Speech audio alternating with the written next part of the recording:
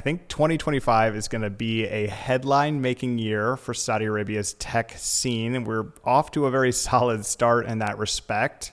This week, Elm, a Saudi digital security firm, has agreed to purchase Thiqah. Is it Thiqah? It's hard to say if you don't speak Arabic, I think. Oh, that sounds way in the back of your mouth. I'm just going to go with Thiqah. Trust. Yeah. Like if I keep eating rice here, I'm going to get Thiqah. This is a business service company from Thiqah. It's actually not that hard. Qaf is one of the more, it's not like there's some others that are harder, but like you're gargling.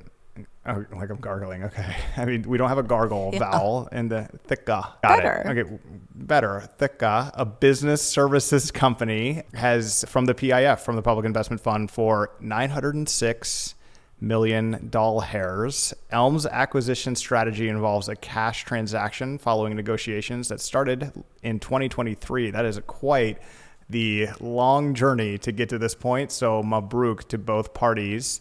Thiqah specializes in services like IT, information security, consulting, data center operations. You see their billboards actually all over Riyadh. Post-announcement, Elm's shares surged 5%, reflecting market confidence. Ding, ding, ding, ding. Good for them. The deal not only expands Elm's service offerings, but also strengthens its position in the burgeoning digital economy of Saudi Arabia and does highlight PIF strategy and its local content strategy specifically to develop national tech champions locally here in Saudi Arabia. And that sort of has some spillover effects, as anyone in VC or entrepreneurship knows intimately, especially when developing something like this from scratch in Saudi Arabia, which is super cool. I predicted last year would be kind of the M&A year in tech in Saudi Arabia. I was a little early on that, and I think more is going to happen in mergers and acquisitions in Saudi Arabia in the tech scene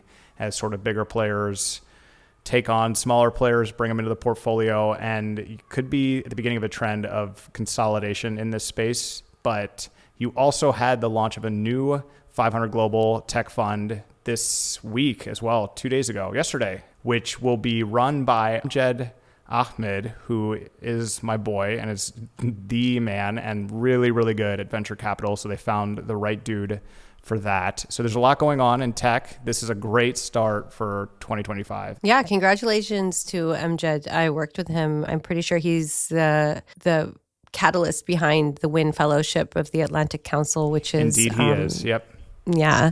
So when as a visiting senior non-resident fellow at the Atlantic Council, I was brought in kind of to work with them on that specific initiative. So I think, just kind of being part of the Atlantic Council while he was setting that up and running it was great, because there were a lot of events that Amjad was speaking at and really kind of laying out the vision of what we need to do in order to really find, basically scalable companies in the kingdom and in the region that are not replicating the same kind of models, but actually being the next unicorn, the next big thing. How can we really push thinking to do that? And I think that that's great. So I'm glad Amjad's in that space. But in terms of this merger, I think merger acquisition, which one is it?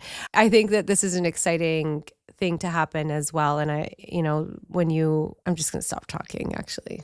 No, I think what you were saying, don't give up. I think what you're saying is right. It's an acquisition because it's a purchase. I'm acquired. Yeah, Got exactly. It. Yeah. So I didn't. Yeah. No, I was thinking about how to pronounce the word more than I was listening to the actual news. So can I tell you just a really short, so I was on a call yesterday and I got a really horrible sleep the night before, and it was just like meetings across Riyadh in an Uber, like in every single direction, like 20 of them it felt like. And then I got home and did a call and I was unable to say the word championing. I couldn't do it. And I tried 9 times, and then somebody stepped in and they were like, championing. They were so impatient about it. And I'm kind of scarred by that. My brain could not do it. And I was like, sometimes it's so embarrassing. It's hard. Yeah. It's hard sometimes. I mean, I'm still, I told you, I'm still not 100% here. So I feel like I need to get some sleep, but congrats to all involved. Congrats to the shareholders who saw that nice little bump as a result of this. And hopefully this results in significant growth for Elm, which is super cool.